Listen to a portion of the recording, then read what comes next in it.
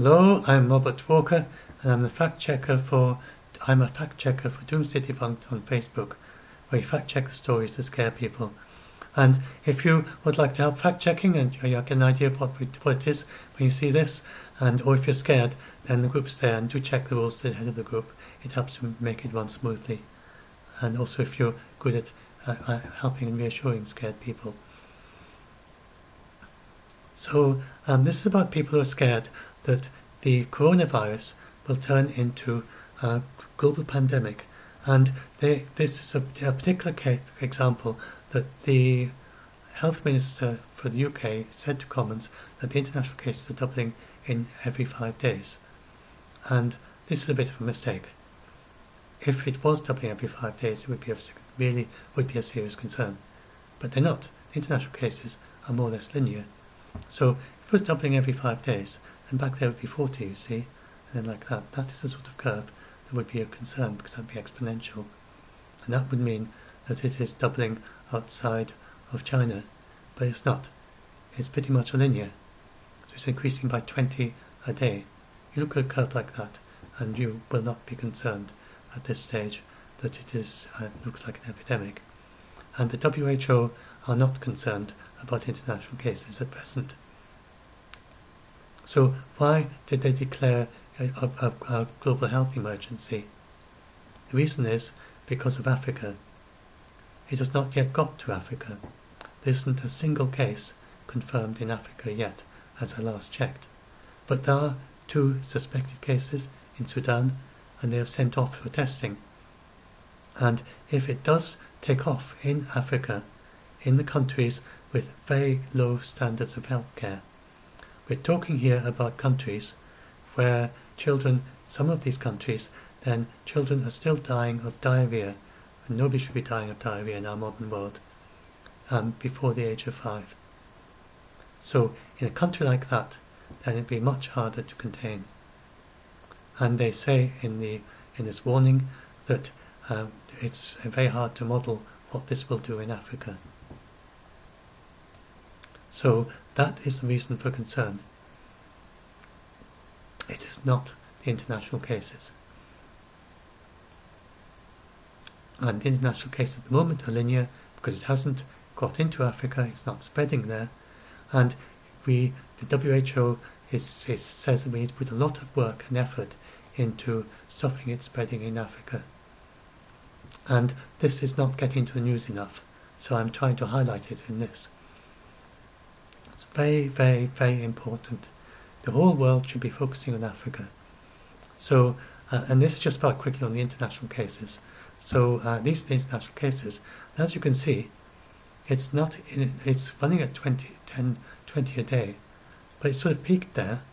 Now we don't know, it might jiggle around like that, but that's very promising in the next couple of days. It really does look possible that it's not really going to go very high. So at the moment it's 200 people. So if you continue to 20 a day for another 10 days, that would be 400 people. It doesn't really look as if it's going to do that on this curve. I mean, just going by the curve mathematically, and just bearing in mind that but it's far too soon to say. But the thing is that we have these very strong things going on in China, which I'll talk about in a bit after Africa. So, but anyway, just to say that doesn't look like an epidemic outside of China. The blue ones are the ones that got it outside China. That's only just about 1 in 10. It's far too few to look like an epidemic, even bearing in mind that a fair few will be infected and not yet detected. So anyway, I'll quickly talk about Africa. I'll come back to this in a minute. I'll quickly talk about Africa because this is the priority, and I want to get to that in the first few minutes. So Sudan. There is Sudan. And Sudan has got these 2 cases that they've sent, and in the entire country of Sudan, they don't have a single laboratory that is capable of testing for the coronavirus. They have all the instructions, but they can't carry it out. In order to do it, they would have to get experts from other countries to come to Sudan and show them how to do it, set up the facilities. Its healthcare in Sudan is that basic that they just don't know how to do it. And so they have sent off samples to Germany and India for them to test it. And that is true for pretty much the whole of Africa. Kenya sent off its samples to South Africa. Even Kenya is not capable to do it itself.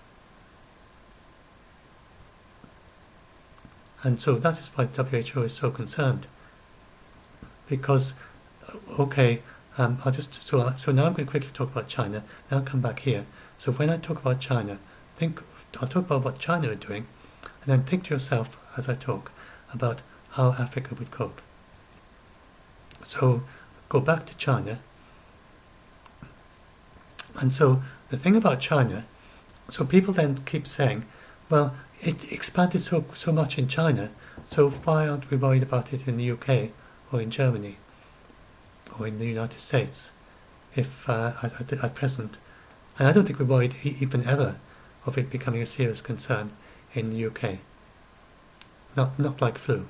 It's never going to be anything like flu in the UK, even if it really took off in Africa, because before the end of the summer we likely have a vaccine. Without a vaccine it would have a risk of becoming a really major pandemic globally if we don't contain it in Africa. But if we have a good vaccine soon, then we'll be vaccinating everyone. And you'll probably have to go in for your jab if it really got that bad. And that would be the worst. You'd have to have just a bit of a jab for people scared of needles. That would be about it for most of us. So why do they say that it's not a concern for most people in, like, say, the UK, where we've got 2 cases? The reason is that China, it got off to they didn't know what they were dealing with it. Now, if it had started off in the UK, like it did in China, we would be in the same situation.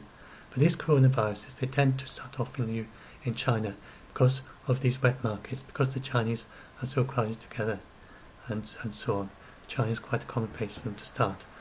So, having started in China, and the very first one in China would be infected sometime in November. He got symptoms on the 1st of December. And rather surprisingly, we now know that this first case had no connection with the Wuhan market. He was in Wuhan, but he'd never been to the market. And not in the time that the time frame to be infected. So they don't really know how it started yet. It's absolutely, Wuhan market is absolutely central from then on, and nearly everyone from then on was either a market trader at Wuhan or a regular shopper. But this chap had no connection, and didn't even infect the people in Wuhan. So it's some common source of infection for this person and the Wuhan market that hasn't been discovered yet. And so then all the way through then, so the actual origin is not known yet.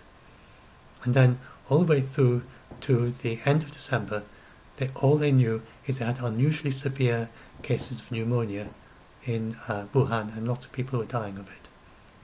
Once it got to the most severe case, then half of them died once they were on ventilators. And it was only at the end of December that they realised it was a new virus.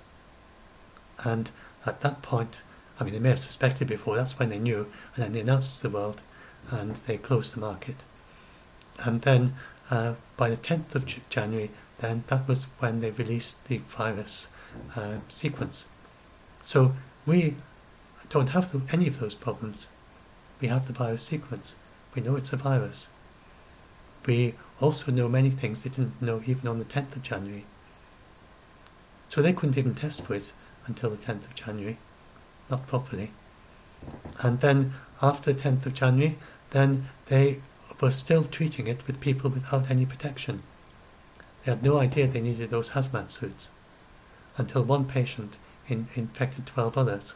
The rest weren't affected, but this one patient infected 12 others. Then they realised that the health workers had to be protected too. And then the other thing that makes all of this so difficult for the Chinese is that the incubation period. It can take from 2 to 14 days before you can detect the virus. So that is why they screen in the airports, to screen to see if people have a fever, because a fever means that your body has started to fight against the virus. It's called a viral fever. And the researchers are still kind of researching into exactly how and why and what is going on and why your body gets warmer in a fever and how that manages to fight it off. But that's what causes it. And so they actually are checking for viral fever, because that means there's a chance, not a certainty, that they will be able to detect the virus. It is entirely possible to have a fever that was caused by this virus and they don't detect it. That's actually happened. There was a case recently of someone who had to go in 5 times for testing after fevers before eventually he was tested positive with the virus. So it's not easy to find it, to check it, even knowing the sequence, because it starts off very, very small numbers in your body, and short of testing the entire body, which is not feasible. So that's the problem. And so if you look at these, it's going up it looks like it's going up very quickly, but again, as for the international cases, this looks almost linear. It's certainly not doubling. If you look back how long it took to, it's certainly not exponential. If you look there at 16k, for instance, that's above 16, and go to above 8, and how many days was it to get to just above, to get to 8? 1, 2, 3, 4 days. Now go back another 4 days. And if it was a doubling, it would be 4k there. And if it was exponential, it would be 2k there. It's clearly not an exponential. So whatever it is, it's not an exponential. That again, just as for the international case, is good news. And the Chinese do think that it is possible that they can contain it. So it's not quite linear, but it's just slightly steeper than linear. But it's not an exponential. And you can then expect it to. So if you look at it's a kind of sigmoid curve that you get for the total test, it goes up like that, and then for total infection, then it levels off. Or for total infections, it gradually, if you've got the cumulative, all the since the beginning, it's like that. But it could actually go up like on a peak for the total at any particular time. And so that's what you expect. And so it's not too surprising it's still curving up. We expect it to stop and then peak and then go down if it's being contained. And another complication is, first of all, you've got all the infections. So all these people, some of them were infected way back then. So it's 14 days. So it's 14 days from infection to symptoms. And that is actually beyond that. So, no, wait a minute, no. 1, 2, 3, 4, 5, 6, 7, 8, 9, 11, 12. Yeah, way beyond. So we're the big restrictions start the 23rd, 24th, and they will only see the final effects of those 3 or 4 days from now. Until then, you expect to keep increasing just from the ones that were infected way back then. And another thing that's a complication is that they have a huge backlog of untested patients, because it's just so many. For instance, they just started a new factory to make these kits that will be able to test between 8 and 15 minutes to complete the testing. This factory can produce 4,000 personal testing kits a day. But they have to test thousands and thousands. They have to test for 2,000 new a day. Then they would have to test many thousand people every day in order to detect 2,000 that actually have it. So it's been a really serious logistic problem for China, and they've done extraordinary things, and the WHO has really praised them for this. They've been very open because they realised from SARS how important it is to be open. With SARS, they didn't tell anyone for 3 months. Now they're sharing all the data. There's absolutely no way that that anything is hidden, because we would know from the cases outside China that if it was something much more infectious or much more deadly, then we would have seen it. And so this big, so they're doing these things. They're entire new hospitals built in 10 days through using prefabricated parts. They've closed down transport to cities. They've done things you couldn't do in the UK. You couldn't easily close down, say, all the people, prevent anyone from leaving Birmingham. That'd be very, very difficult to do in the UK. And anyone entering or leaving Birmingham, and to stop all the transport. So it's really quite remarkable what they've done. And the WHO has never seen anything like this before. And they don't know if it'll work, but they're saying it's basically the first time of actually finding out what happens if you close down an entire city, because nobody's done it before. And they've also, most of the Chinese are just staying at home. And we've seen these videos where they call to each other from one skyscraper to another to keep their spirits up. And they don't actually even leave their home so as not to infect each other or get infected. So there's no way that it is now spreading the same way it was originally, especially in Wuhan and the other places that are quarantined. And in the places outside of those areas, then China is a little bit like the UK, but unfortunately with much more leakage of people being able to get there.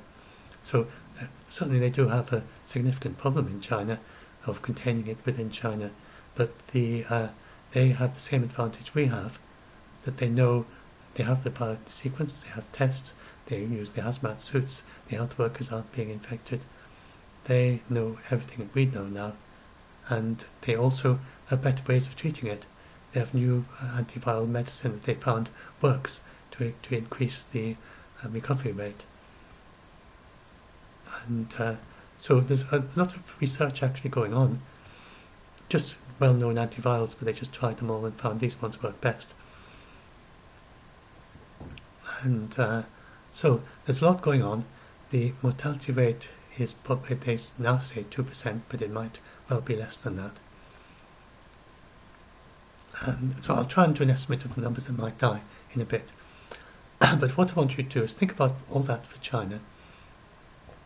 Now, please think about the Chad, the Sudan, Chad, Somalia, and the Central, the Democratic Republic of Congo, where there were 5,000 children died of measles last year. Easily preventable disease. There's a vaccine against it. Now think about how Sudan will cope if it gets its first few cases, even in a situation where they have the sequence, they have the tests, but they have to send off every test to Germany or India because they can't test them themselves. They don't have big hospitals to quarantine all these people and look after them, and all the ventilators and things that they will need to stop them from dying. So obviously if they have a few cases, then they could do something about it, but if you start getting thousands and thousands of people in Sudan, it's going to seriously stretch their capability to do anything about it. And that is why the WHO is so concerned. And they declared a global health emergency. This is the only reason that they declared a global health emergency, because of countries like Sudan. And so I think personally that this is what should be headline news. What is happening in Africa? What actually are we sending there?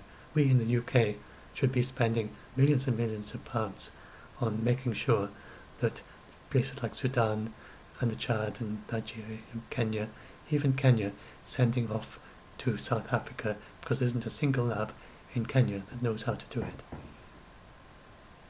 We should be making sure that they have labs to do the testing, so they don't have to send off, so they can have a very quick turnaround. And helping them in every single way we possibly can. Not just, we need to do that to stop thousands of people dying there. We also need to do that to protect the rest of the world. So if it starts spreading in Africa, then it's going to be very, very difficult to stop. In fact, basically, if this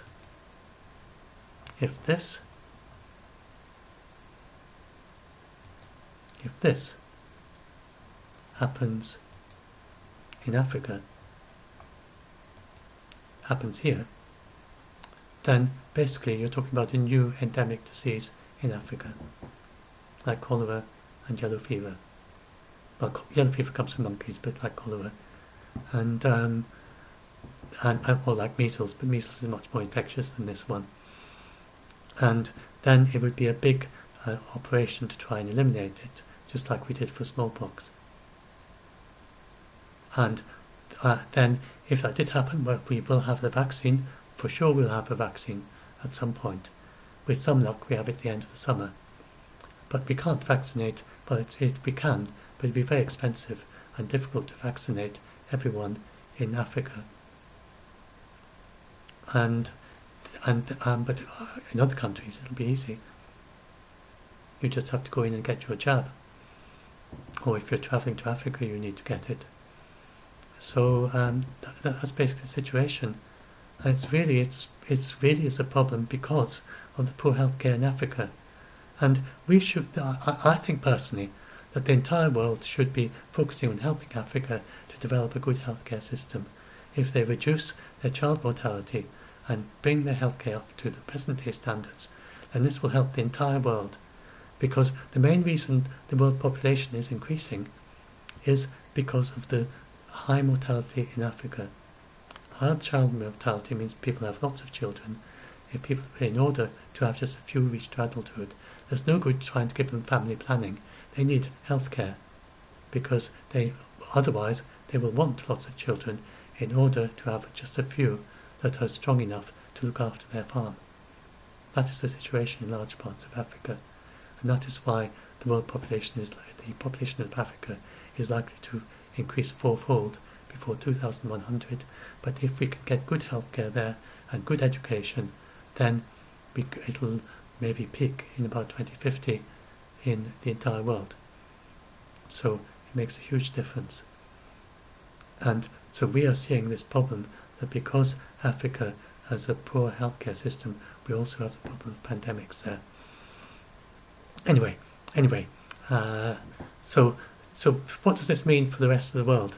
So then I think there's a good chance that we do stop it and it doesn't get into Africa. They're taking it very seriously indeed. And they quarantine everyone who comes in now in some of these countries. They have to stay in quarantine for 14 days. Still, if it does slip through, that's when the problem will be. So the WHO has declared it a global health emergency, mainly because we absolutely have to stop it spreading in Africa. If not, then we do have endemic diseases that kill thousands of people every year. So, but it'd be like a new one of those, like the ones we have already, and we can do without that. And but if you're in a country with good healthcare, then your personal risk is absolutely minute. And remember, 98% recover. That is with good healthcare. And even if the Africa had the epidemic, the risk would mainly visitors to Africa and remain well contained outside. So I've talked about within China. Talked about that. Then I just want to talk about the expected number of deaths. So so please don't be alarmed if you start getting people saying that thousands of people have died. This is just about a certainty. And it doesn't mean it's not contained. So this is the latest figures for China, 2,296 in severe condition. I only have figures for the first 41 of those. I think it was 13 with 6, no, I can't remember. It was roughly half died.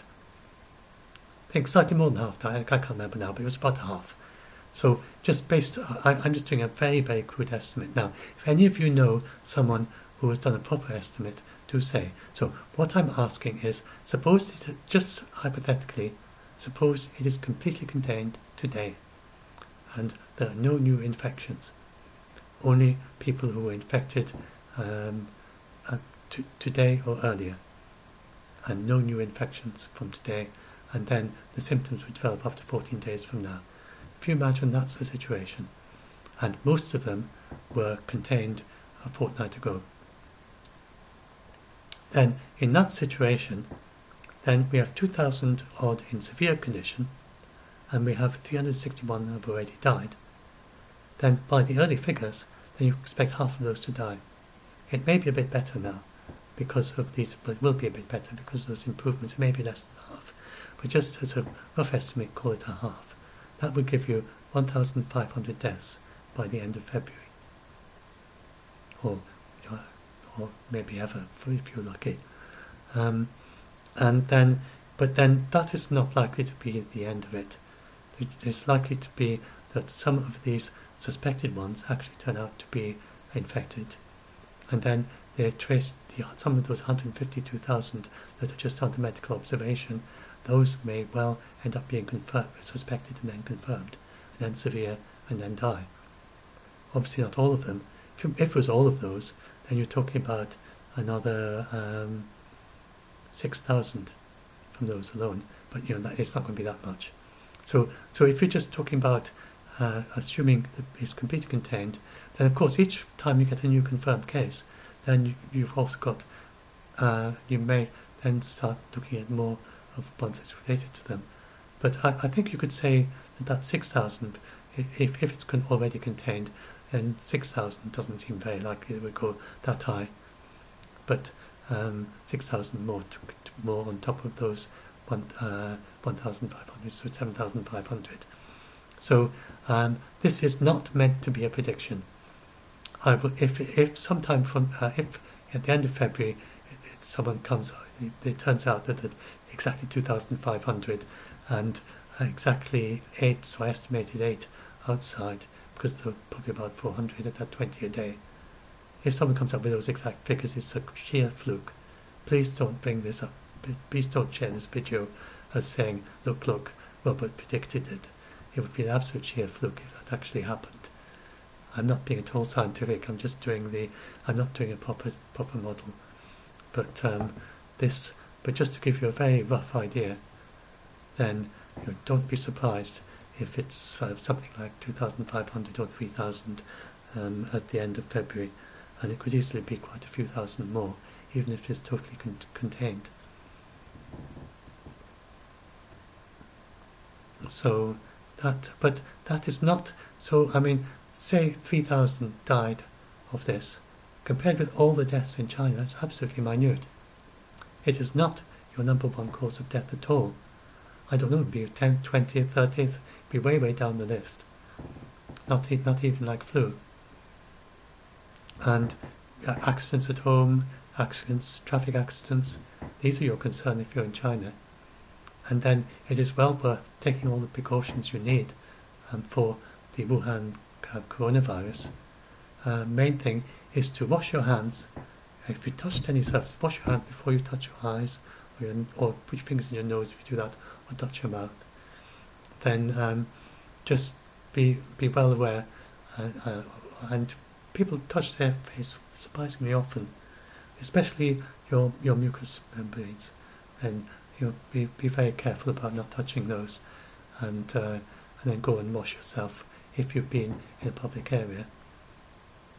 And if you do that, and wash yourself frequently and for 20 seconds in warm water, and keep 2 meters away from someone who is obviously coughing and sneezing, or has flu symptoms, has fever-like symptoms. If you do all that, then you will be protecting yourself from getting the flu.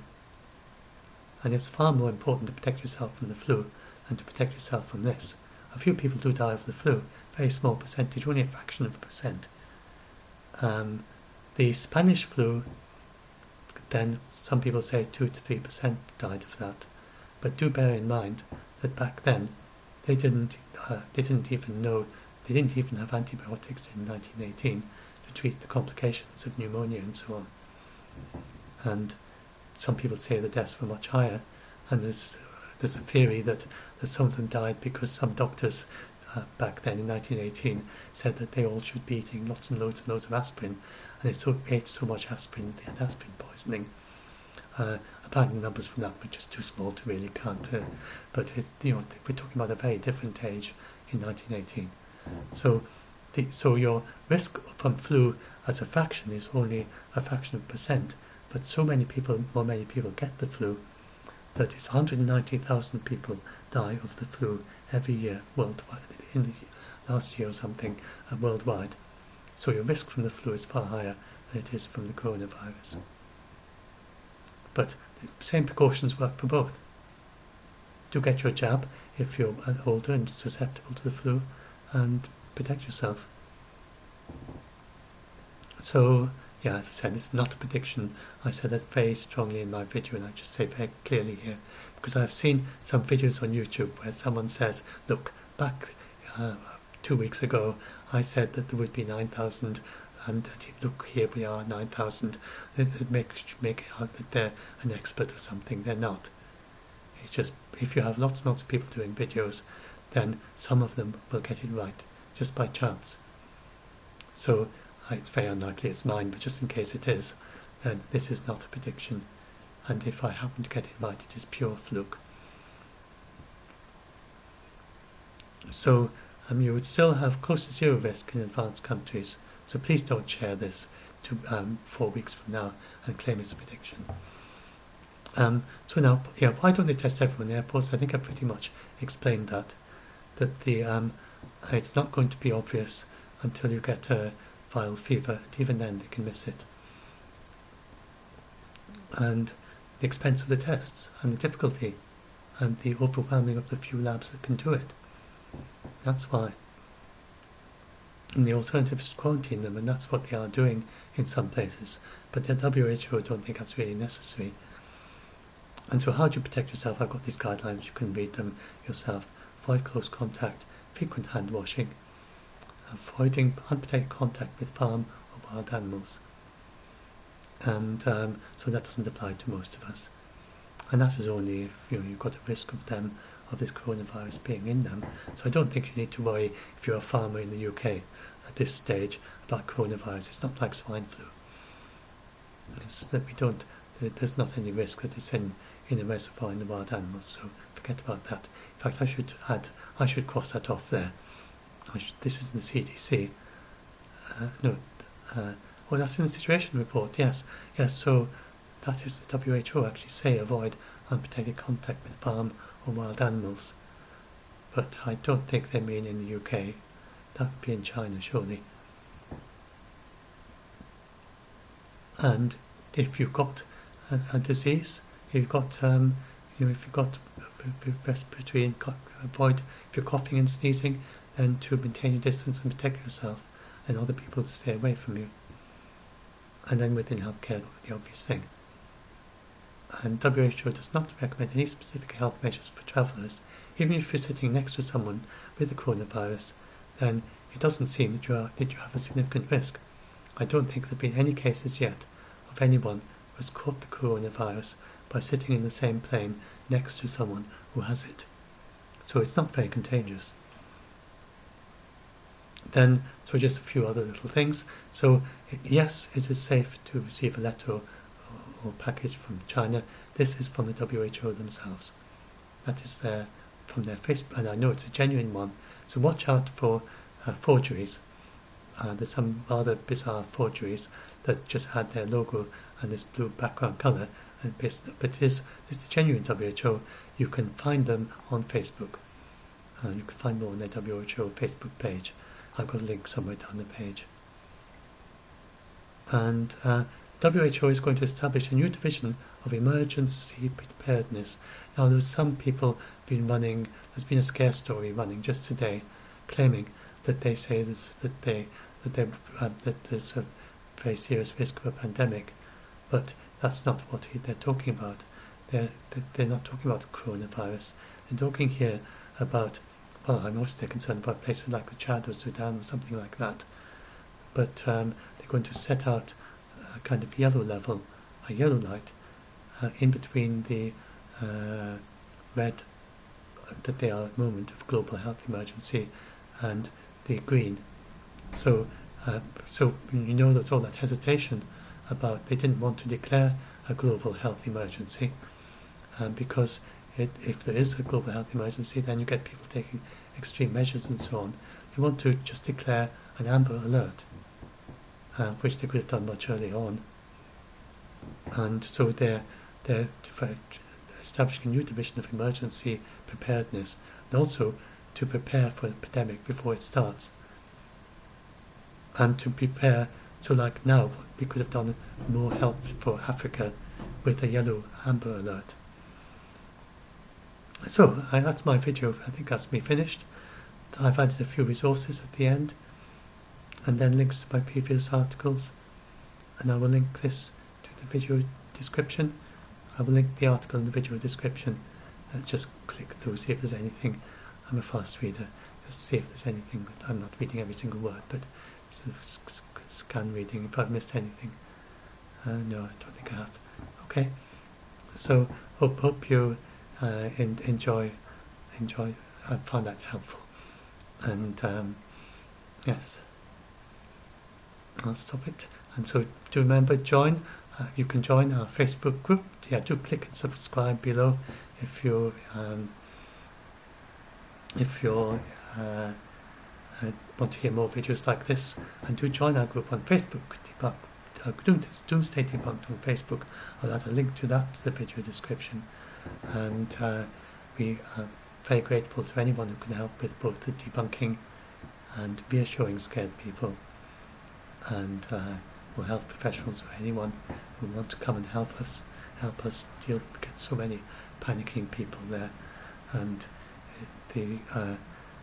luckily, as the group is growing, we are getting more people there to help them, and we really welcome both the scared people to come and join us. And if you join the group, please, as I said at the beginning, please check have a look at the rules at the very top of the group. This is how we're able to make the group function. We have lots of autistic members. The people who get most scared are very often, 1 in 4 is autistic. And so it has to be very rule-based, because many of our members don't have much social awareness. And if you say, if it's supposed to be based on social cues they can't even see, then they're not going to be able to interact with the group. And that is why everything is totally rule-bound. There's many people who get very scared who are not autistic, and some of them just put imaginative and empathic is another reason to get very scared. But and the various other reasons. But because in order to help with our autistic people, which seem to run about 1 in 4, then it's very rule-based.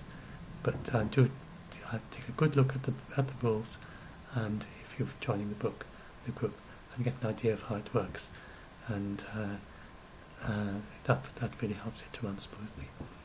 So anyway, that's it, and hope this helps you. And